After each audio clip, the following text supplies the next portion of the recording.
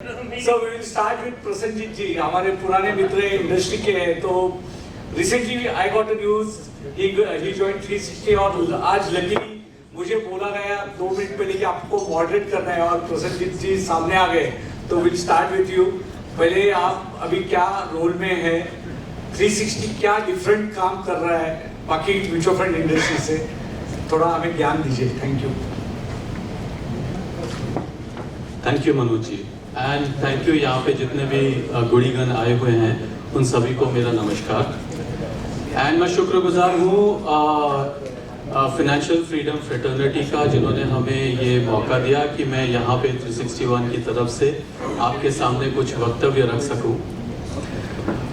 361 हाँ नाम ही थोड़ा सा अजीब है लेकिन इसका मतलब ये है कि 360 degree solution to that one who is your client.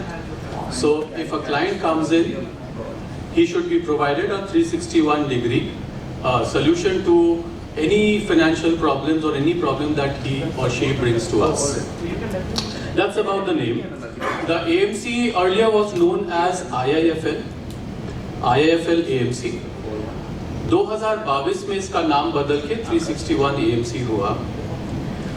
और अगर मैं बताऊं कि ये कब से शुरू हुआ तो 2013 में ये AMC आई थी. 2014 से इसके प्रोडक्ट्स हैं और उसके बाद ज़्यादा प्रोडक्ट्स नहीं थे क्योंकि मैं 361 के बारे में सिर्फ ये बताना चाहूँगा कि जब से ये शुरू हुई है इसका product offering was mostly towards PMS and AIF side. So this is an AMC which built up the alternate piece of its business much earlier to when the industry started recognizing that as an investment. So I think from a distributor's point of view, we can be very helpful if you want to advise to a client anything which is beyond mutual fund.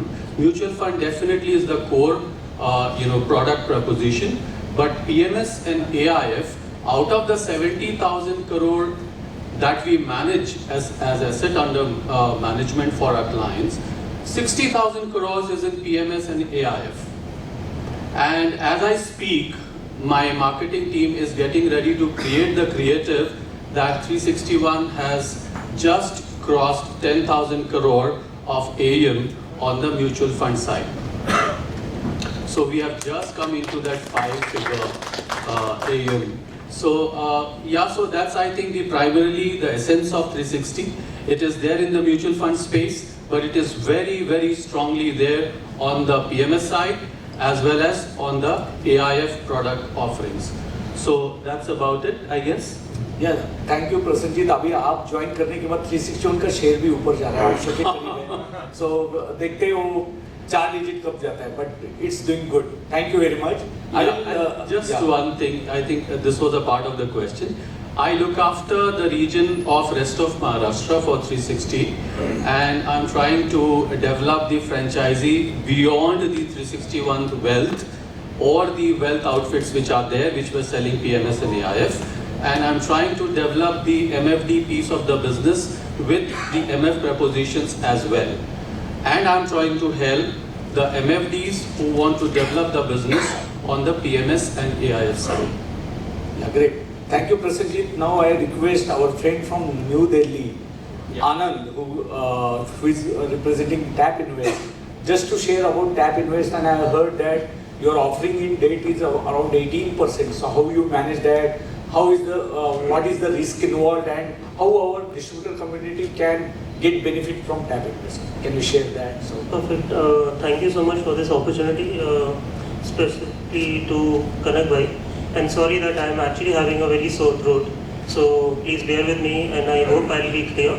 तो नमस्कार सभी पुनेरी वासियों को. Tap invest की जो journey है उसके बारे में जाने से पहले थोड़ा सा हम ये समझते हैं कि टैप कोई भी स्टार्टअप अगर होता है तो स्टार्टअप की कॉन्सेप्चुअलाइजेशन तब कोई रेलेवेंस की होगी कि अगर हम कोई प्रॉब्लम सॉल्व कर दें, और वो प्रॉब्लम क्या सॉल्व कर सकते हैं. तो इस केस में टैप इन्वेस्ट क्या प्रॉब्लम सॉल्व कर रहा है. पहली बात ये है कि पार्टनर्स आज की तारीख में इंडिया में अगर आप पार्टनर्स देखेंगे अक्रॉस बोर्ड 1 लाख से ज़्यादा ARN होल्डर्स हैं. SEBI in their own mindset, they have tried to bring down the commission structures to nearly as good as to direct, right? How do I help you bridge that gap of the P&L that you will suffer if there was a white paper on your commission structures and if it is brought down to, let's say, 40-50 basis points? So that was one of the things, but more importantly, this entire ecosystem has to have a win-win situation. तो जितने आपके हमारे पूरे ecosystem में 3 basic players हैं, partners हैं जो investors लेके आते हैं, इन्वेस्टर्स की कोई प्रॉब्लम भी हमें सॉल्व करनी पड़ेगी जिससे कि उनके लिए कोई आसानी हो, और लास्ट में जो इन्वॉइसेस या एसेट लीजिंग के हमारे प्रोडक्ट्स हैं. मैं इन्वॉइसेस और एसेट लीजिंग के बारे में थोड़ा सा विस्तार में बता दूँ. इन्वॉइस डिस्काउंटिंग कोई नया प्रोडक्ट नहीं है, पुराना प्रोडक्ट है. आपने पहले भी देखा होगा कि इन्वॉइस डिस्काउंटिंग जो है आपके, अगर आपने कभी कच्चे का मार्केट देखा हो, अनऑर्गेनाइज सेक्टर देखा हो, तो वहाँ पे आपने जो बिल डिस्काउंटिंग या इन्वॉइस डिस्काउंटिंग या चेक डिस्काउंटिंग अक्रॉस बोर्ड हर जगह होता है. भले अपने दिल्ली मार्केट बोले, पुणे मार्केट बोले, मुंबई मार्केट बोले, कैलकाटा मार्केट बोले. तो ये प्रोडक्ट नया नहीं है. अब इसमें क्या किया है अपन ने कि इसी अनऑर्गेनाइज को अपन ने टेक का इस्तेमाल करके आपका एक प्रोडक्ट की ऑफरिंग बनाई जो कि एस्क्रो के माध्यम से उसका रिस्क को मिटिगेट किया जाता है. किसी भी फाइनेंशियल ट्रांजैक्शन को अगर देखें तो रिस्क मिटिगेशन के लिए बेसिक एक ही तरीका होता है, वो होता है एस्क्रो. आज अगर फ्रैंकलिन से अपने को पैसा वापस आया तो एस्क्रो की वजह से आया, सेबी या आरबीआई की वजह से नहीं आया. ऐसे ही अगर आप देखोगे बाकी जितने भी ट्रांजैक्शंस होते हैं अक्रॉस बोर्ड फाइनेंशियल ट्रांजैक्शंस, क्योंकि एस्क्रो के माध्यम से रूट होते हैं, उसमें एक ट्रस्टी होता है, वो ट्रस्टी उसके लेजर्स मेंटेन करता है, इस वजह से उसका रिस्क मिटिगेट होता है. तो ये अनसिस्टमेटिक रिस्क ऐसे मेजर किया जाता है. अब टैप इन्वेस्ट ने क्या प्रॉब्लम सॉल्व करी है इन 3 प्लेयर्स की, पार्टनर, इन्वेस्टर और वेंडर्स की. आप ज़्यादातर देखेंगे कि स्टार्टअप्स में या छोटी जो कंपनीज होती हैं उनको हमेशा पैसे की ज़रूरत होती है, वर्किंग कैपिटल की हमेशा रिक्वायरमेंट होती है. अभी जो वर्किंग कैपिटल की उसकी रिक्वायरमेंट है वो बैंक्स तो पूर्ति करता है, लेकिन उसके बियॉन्ड भी उसकी ज़रूरत रहती है. तो हमारे जैसे प्लेटफॉर्म जो उनको इवेल्युएट करते हैं, बैंक्स को जहाँ पे 1 महीना 1.5 महीना लगता है अगर नया इवेल्युएशन करने के लिए, वहाँ हमें 7 दिन में उसको बैंकेबल है या नहीं वो इवेल्युएट कर सकते हैं. अब उस केस में हम जब आपको इवेल्युएट कर लेते हैं तो जो प्रोडक्ट अपना इन्वॉइसेस हैं उसको जो अपन लिस्ट करते हैं वो 100 रुपये की जगह पे 95 रुपये पे लिस्ट करते हैं. So it behaves as a zero coupon bond. So the working is, let's say you have an invoice of 100 rupees that gets listed on a platform at 95 rupees. You get 98 rupees as investor. 2 rupees is split between the platform and the partner. So what have we solved here? For partner, the kind of spread that we have is in the range of 1 to 1.5%. Now this is indifferent of SEBI or RBI regulations. The beauty is the risk that you are taking or the risk premium that you are getting, the investor is getting nearly 2x of their return. So we have a product offering which gives you large cap kind of a return, a payout of a equity, and the risk that of a short term and ultra short term. So I just talked about invoice. There is asset leasing that is there, where you will have various other taxation angles to it. But basic is, let's say you have this hotel here, they will have a lot of assets. So basically the problem that we are addressing is your capex is converted into opex. आपकी जो capex है, capital expenditure जो होता है उसको अपन operational में change कर देते हैं. तो प्रॉब्लम क्या सॉल्व करी, उसको जो है केपेक्स लाने की जरूरत नहीं है, ऑपरेशनली वो थोड़ा बढ़ सकता है तो उसको स्केल अप करने में आसानी होती है. तो वो एसेट लीजिंग का काम होता है. ये बेसिक चीज़ें हैं कुछ मैंने जो आपको बताई. टैप इन्वेस्ट कैसे प्रॉब्लम सॉल्व कर रहा है करंटली.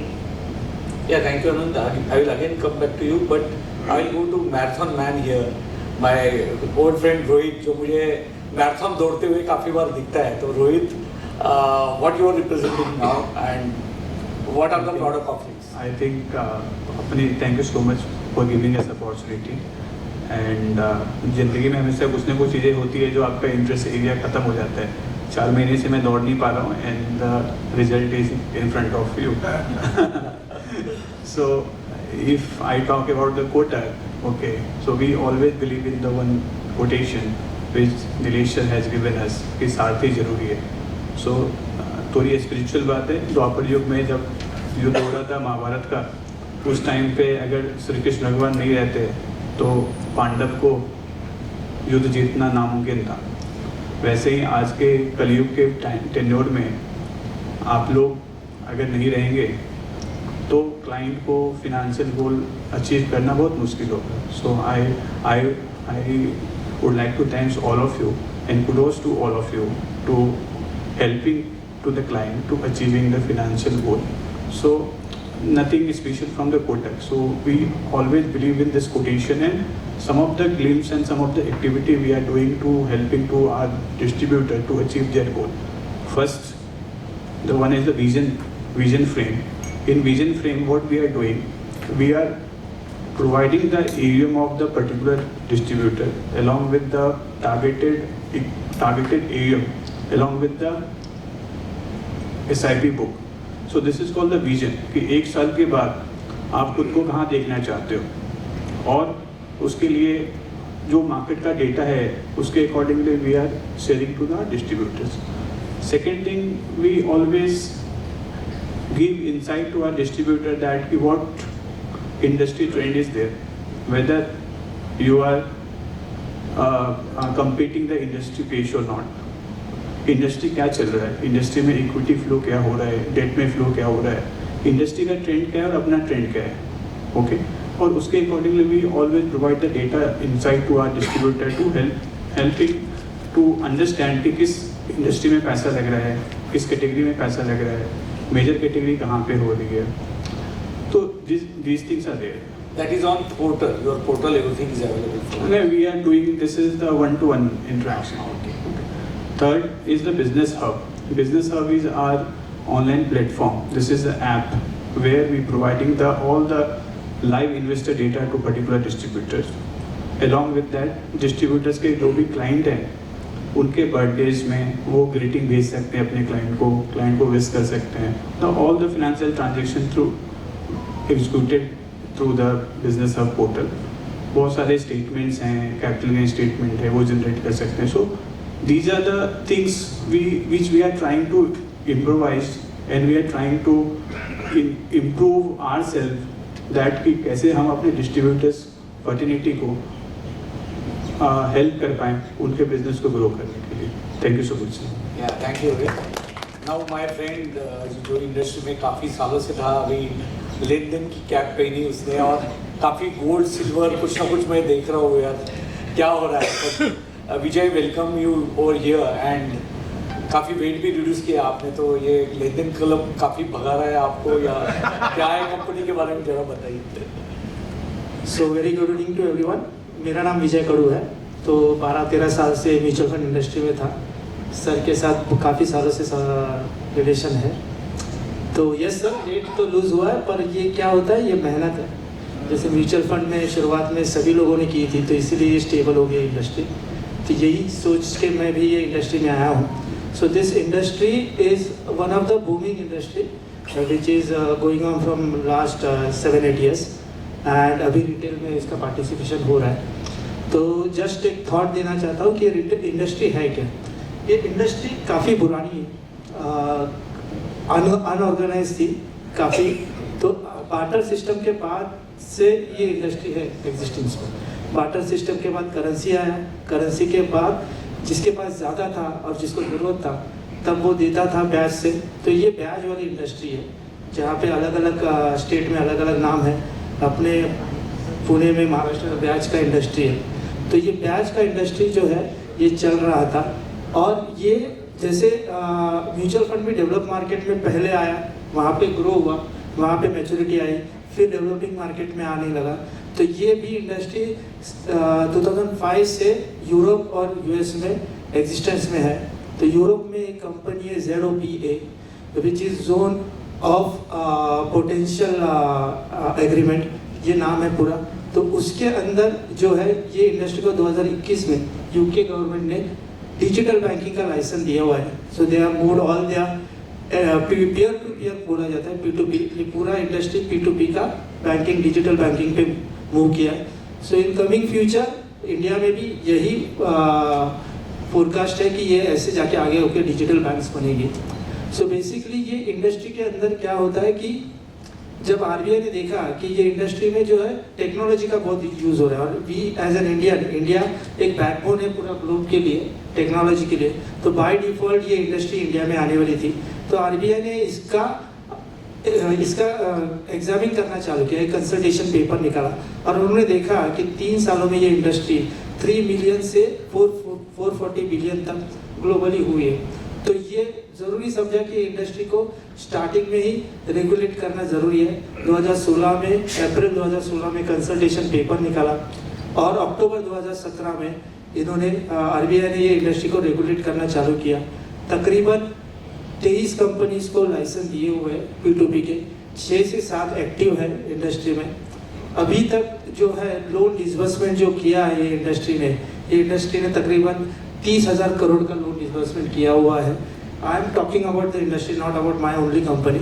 ये पूरा इंडस्ट्री के बारे में बताता हूँ। उसके अलावा ये industry has gone to the base of the pyramid, जहाँ पे छोटे छोटे लोन छोटे छोटे टेन्योर के लिए दिए जाते हैं by taking the help of AI and ML, और वो हिसाब से ये इंडस्ट्री ग्रो हो रही है।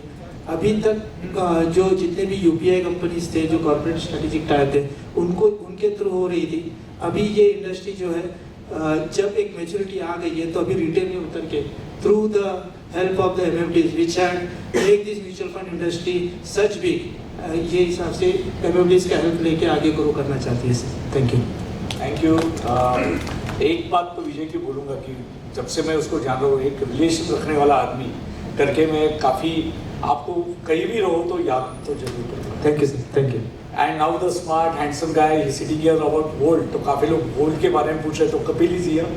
Kapil, can you share about your company and your product offerings? Yes sir, thanks Manoj sir and Kamesh sir for having me. Basically जो biggest problem जो हमने जब इंडस्ट्री में एंटर किया, what we saw is redemption. आज 70% of the people redeem within 2 years, whether it's direct fund or regular mutual funds. तो जो हम आज एसेट एलोकेशन का गेम खेल रहे थे, लॉन्ग टर्म वेल्थ क्रिएशन कह रहे थे, अप्स एंड डाउन्स कह रहे थे, लोग अप एंड डाउन ही नहीं देख पाते। 70% लोग तो पहले ही पैसा निकाल लेते हैं। That is what we came to saw कि as a person grows in life, when he starts doing SIP, उसकी पैसों की जरूरत भी बढ़ती रहती है। So for him to reach that financial goal, he needs that liquidity also in terms of time when he needs money. So what Volt Money does is कि अगर आपको शॉर्ट या मीडियम टर्म के लिए पैसा चाहिए तो आप रिडीम मत करो, आप उसको प्लेज करो एंड उसके अगेंस्ट आप लोन ले सकते हो for as flexible as you want. So if you need money for 2 days, 20 days, 200 days or 2000 days, you can pledge your mutual funds and take money into your account. Generally when you redeem, it takes about T+2 days to get money into account. If you do it with Volt Money, same day आपके account में वो पैसा आ जाता है. In addition to this, what is happening is customers LTCs या STCs जो tax लगता है सेल के वो बच जाता है. He retains the right to capital gains on the held mutual fund units. जो भी म्यूचुअल फंड यूनिट्स है उस पे जो कैपिटल गेन होना है वो भी उसको मिलता रहता है, मतलब उसकी डिविडेंड, उसकी जो वैल्यू ग्रोथ है वो भी होती रहेगी. Plus for a mutual fund distributor the biggest problem is redemption, that is stopped and the trail of EMC is also there. Plus Volt Money also provides a trail of 50 to 65 paise on the utilization. So it's a win-win situation. For a product to grow, the manufacturer has to be happy, in mutual funds AMC, the distributor has to be happy, the trail income, and the customer has to be happy, which is the growth of mutual funds. 5% से grow करता हुआ mutual funds नहीं चलता. Same in case of loan against mutual fund, customer is happy because you're saving tax. The mutual fund growth is around 12% for Nifty ले ले.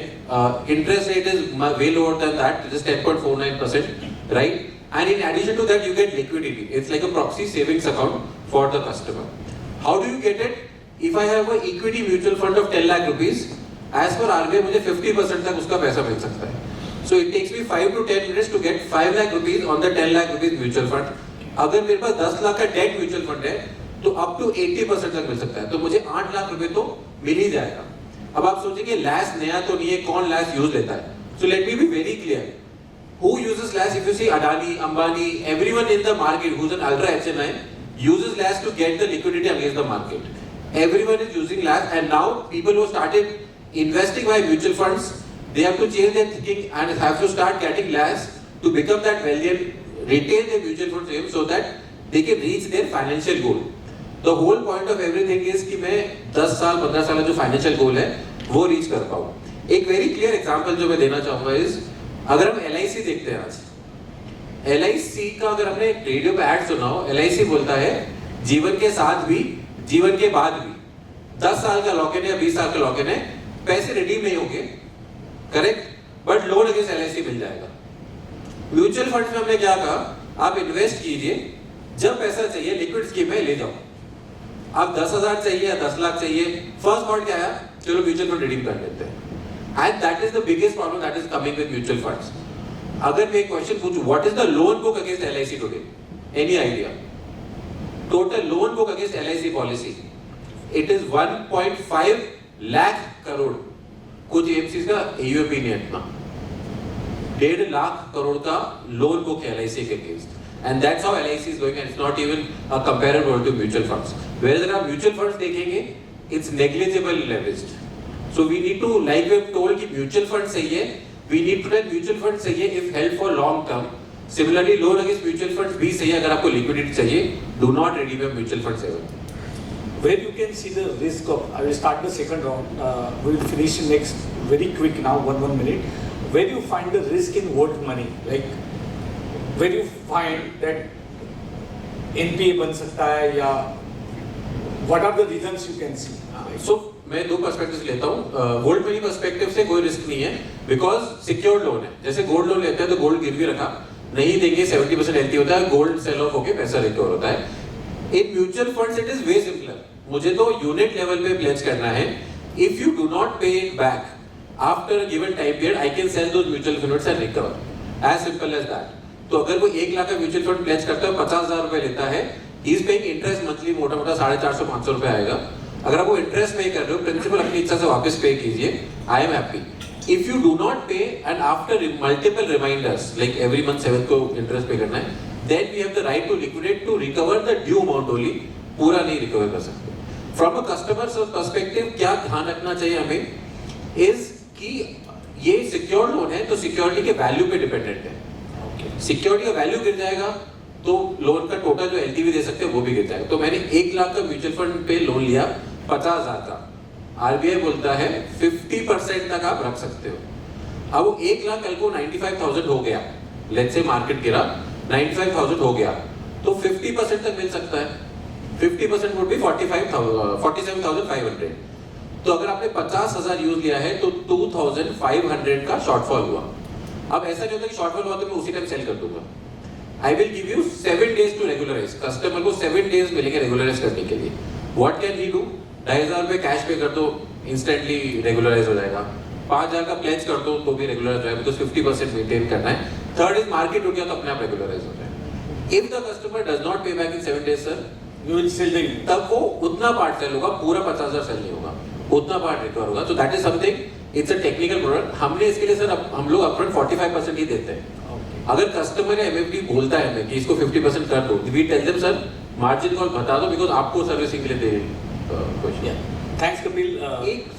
If I take just 10 seconds, there is something which I'll share it in the group with Kamal sir's permission, that I see a lot of distributors saying कि हम LAS loan product नहीं करते।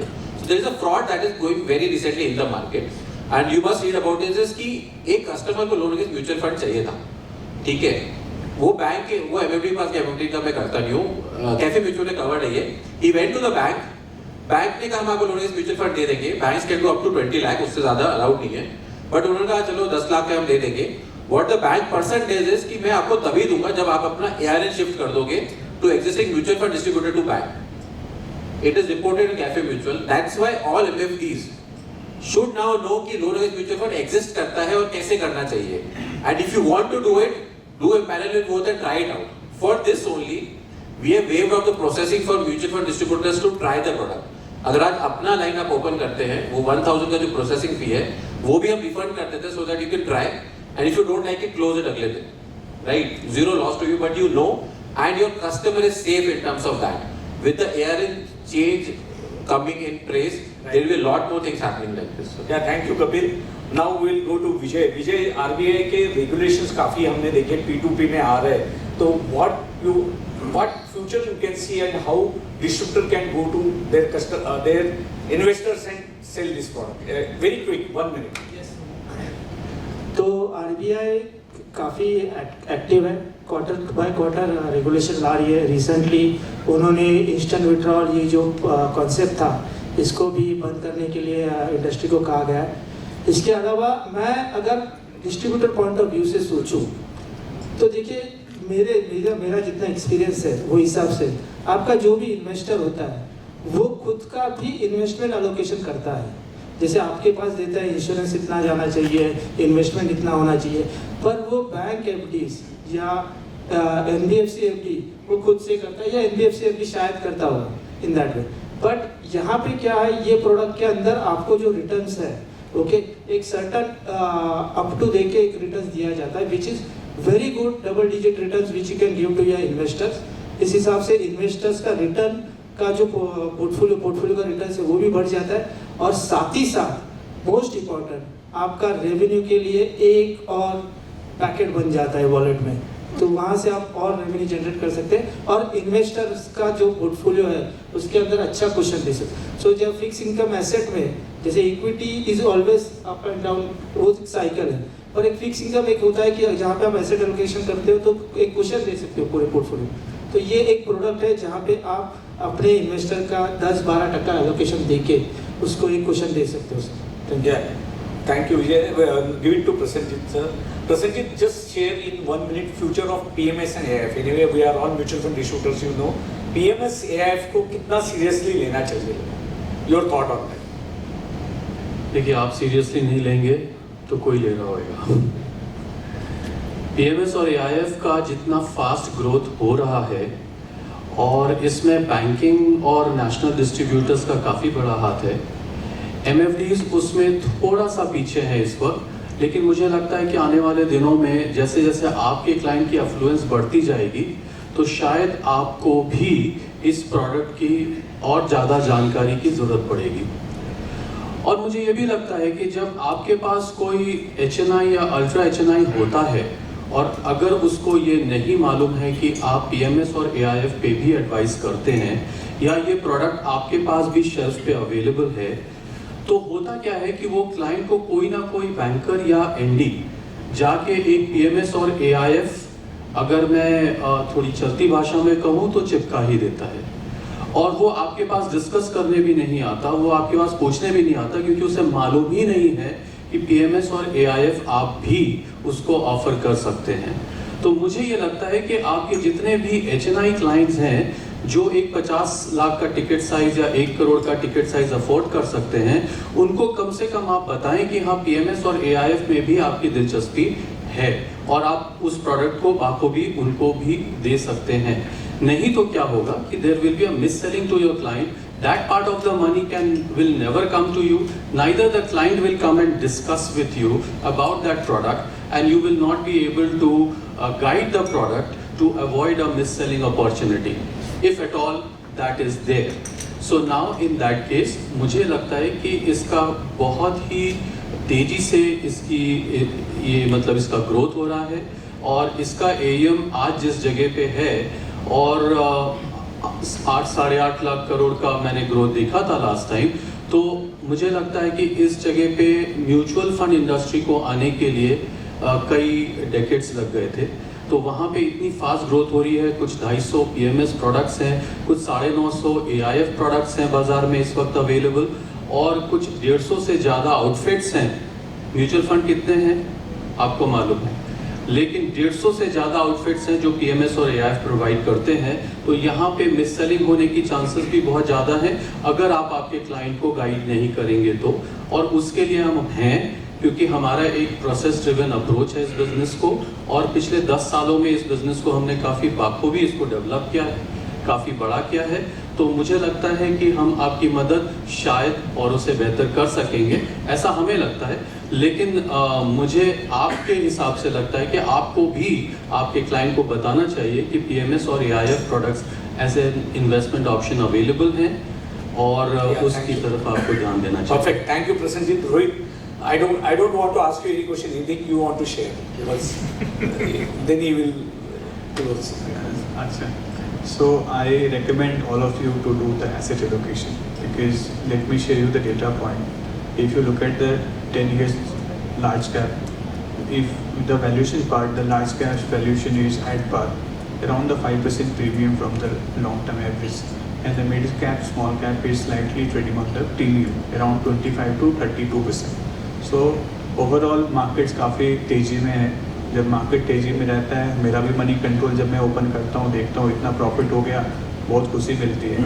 और जब मैं अपना म्यूचुअल फंड का statement देखता हूँ जहाँ सबसे ज़्यादा पैसा बना है, ऑब्वियसली वहाँ इमोशनल बायसनेस बनता है। तो my recommendation and my sincere request to all of you to do the proper asset allocation जो आप लोग करते हैं, and overall the asset allocation only give the perfect picture. Thank you so much. Yeah, thank you, Rohit. Anand, let Mike come to you. My question is to you, like, what future you can see in your tap invest and how much penetration you could do? कब से ये company चालू होने के बाद कितने लोग इस प्रोडक्ट को सीरियसली लेते हैं? That is the last question. ठीक है, सो टैप इन्वेस्ट की कॉन्सेप्चुलाइजेशन में थोड़ा बताता हूँ। हम लोग हमेशा ये सुनते हैं कि अमीर जो बहुत अमीर होता जा रहा है और जो मिडिल क्लास या नीचे का जो लोअर क्लास है वो बहुत ज़्यादा ग्रो नहीं करता है। अमीर अमीर होता है, गरीब गरीब हो रहा है। इसका एक बेसिक मूल रीज़न ये है कि जो इंस्टीट्यूशनल इन्वेस्टर्स होते हैं या जो बड़े इन्वेस्टर्स होते हैं उनके पास जो स्पेसिफिक एसेट क्लासेस होती है इन्वेस्टमेंट्स के लिए, वो मूलतः आपके पास अवेलेबल नहीं होती है। हमारे यहाँ पे अगर हम ग्रो करते हैं 6-7 रुपये पे, तो वहाँ पे वो 12, 13, 14, 15% पे ग्रो करते हैं। सेम एसेट क्लास की बात कर रहे हैं, पर फिक्स इनकम की बात कर रहे हैं, वहाँ पे वो 15% ग्रो कर रहे हैं। तो 2% से ज़्यादा, मतलब 2x से ज़्यादा ग्रो करते हैं। इसका मतलब ये है कि पहली बात तो हमारे पास वो पेनिट्रेशन नहीं था। अब साहब का क्वेश्चन था कि अपने यहाँ पे हमने जब चालू किया था, तो ये हमने 2021 में चालू किया।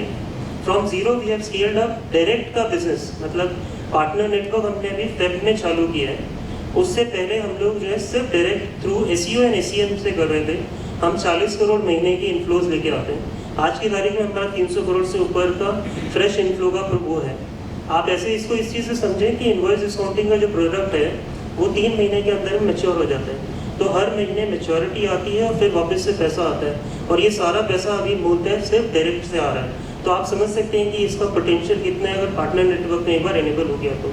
हमारे अभी फिलहाल के कॉम्पिटिटर्स जिराफ, क्रिप, ये सब हैं जो आज की तारीख में 500,000 करोड़ के आसपास का मंथली इनफ्लोज कर रहे हैं। हम लोग उनसे इस तरह से डिफरेंट है कि हमारे लिए ट्रस्ट और ट्रांसपेरेंसी है, और हम लोग अपने पार्टनर्स को अपने इक्वल प्लेटफॉर्म पे मानते हैं कि पार्टनर्स इन्वेस्टर लाते हैं। बिना इन्वेस्टर के मेरे जो वेंडर्स की डील्स हैं वो आइसोलेशन में काम नहीं कर सकती, हम दोनों ही आइसोलेशन में काम नहीं कर सकते। इसलिए जो भी हमारा बेसिक उसमें मार्जिन होते हैं वो हम लोग स्प्लिट करते हैं। ये मेरा आपसे एक अनुरोध रहेगा कि आप लोग एक बार प्लेटफॉर्म जाके देखें। इनवॉइस डिस्काउंटिंग लगता है ऐसा कि बहुत ही कुछ मतलब डिफरेंट सा प्रोडक्ट है, बट 2 से 3 महीने का प्रोडक्ट है विद मिनिमम रिस्क। अगर आप क्रेडिट भी माने कि क्रेडिट रिस्क ले रहे हैं और 3 महीने का है, कोई भी डेट का अगर प्रोडक्ट होता है उसका अगर आप पीरियड अगर छोटा कर देंगे तो बाई डिफॉल्ट उसकी कैश फ्लो की विजिबिलिटी बेटर हो जाती है और रिस्क मिटिगेट होता है। तो इनवॉइस डिस्काउंटिंग में बाई डिफॉल्ट आपका रिस्क मिटिगेशन होता है, क्योंकि इनवॉइसेस वैलिडेट हुई भी होती हैं जो कंपनीज के ऊपर रेज करी हुई होती हैं। तो इस बेसिस पे रिस्क पे मिटिगेशन किया हुआ होता है। जो इन्वेस्टर है उसको 12 से 18% मिलता है। एज अ पार्टनर आपको जो है आपकी ऑर्ग्यूमेंट करती है एक रेवेन्यू स्ट्रीम, जो कि करंटली अगर आप इंडिया में देखोगे कि 1 लाख जो मैं बता रहा था उसमें 1 लाख ईयर एंड होल्डर्स का अगर आप पोर्टफोलियो देखोगे, more often than not 90% of is concentrated in equity only. Fix income में ना के बराबर है, वो भी टैक्टिकल एसेट एलोकेशन के लिए बैठे हैं कि उठा के वो पैसा डाल देंगे तुरंत अगर कभी भी मौका मिलेगा इक्विटी में। वहाँ पे फिक्स इनकम का ऐसा इंस्ट्रूमेंट जो आपको सेम आपकी रेवेन्यू स्ट्रीम्स को ऑर्ग्यूमेंट कर रहा है, रिस्क बहुत ज़्यादा बढ़ा नहीं रहा है, वहाँ पे फिक्स इनकम का ऐसा इंस्ट्रूमेंट अगर आपके पास अवेलेबल तो आई वुड सजेस्ट कि आप तो एक बार वो चेक करें और ट्राई करके देखें। अपने लेवल पे करें, बाद में आप अपने इन्वेस्टर के पास ले जा सकते हैं। Thank you. Thank you. एक बार पांचों के लिए जोरदार तालियां। Thank you very much for supporting to FFF and Kanak Jain. So I will hand over the thing to Kanak. I overshoot by 20 minutes. कोई मुझे मारना नहीं क्योंकि मैं बहुत कम बोला हूँ, लेकिन या आइए आगे। Thank you very much. आइए कनेक्ट।